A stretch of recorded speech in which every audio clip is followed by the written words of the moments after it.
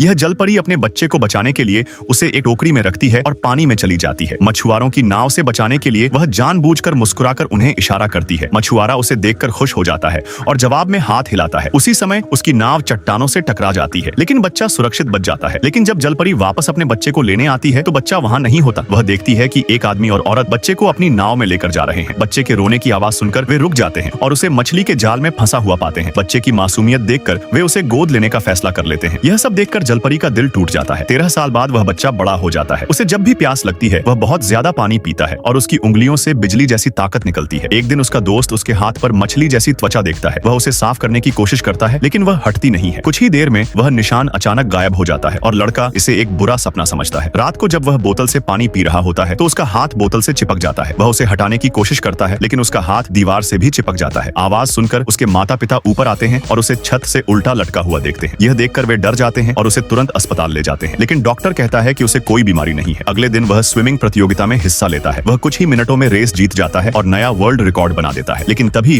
उसके हाथों से पंख जैसे निकल आते हैं। यह देखकर सभी लोग हैरान रह जाते हैं। वह तुरंत बिजली के तार को पकड़ लेता है, जिससे पूल की बिजली बंद हो जाती है और वह वहां से भाग निकलता है। इसके बाद वह सच्चाई जानने के लिए अपने दोस्त की मदद लेता है। जांच करने पर पता चलता है कि उसकी त्वचा बिल्कुल मछली जैसी है। पक्का करने के लिए वह मछलियों से बात करने की कोशिश करता है। मछलियां उसकी बात सुनकर बाहर आ जाती हैं। यह देखकर उसका दोस्त कहता है कि वह एक जलपरी का बेटा है, लेकिन वह इस बात को मानने से इनकार कर देता है और सीधे समुद्र में कूद जाता है। जब वह वापस किनारे आता है तो उसका शरीर बदलने लगता है। उसके हाथों में पंख निकल आते हैं और पैरों की जगह पूंछ बनने लगती है। यह देखकर एक मछुआरा उसे पकड़ लेता है और उसे बेचने का सोचता है। तभी वहाँ उसकी असली जलपरी माँ आ जाती है। मछुआरा मशीन चालू करता है और उसकी माँ को जाल में फंसा लेता है। उसी समय उसका दोस्त चाकू लेकर पानी में कूद जाता है और जाल काट देता है। इस तरह जलपरी आजाद हो जाती है। कुछ देर बाद उसके माता पिता भी वहाँ पहुँच जाते हैं। वे उसे सच बताते हैं कि वही जलपरी उसकी असली माँ है। सच्चाई जानने के बाद वह अपने माता पिता को अलविदा कहता है और आखिर में वह समुद्र में वापस चला जाता है।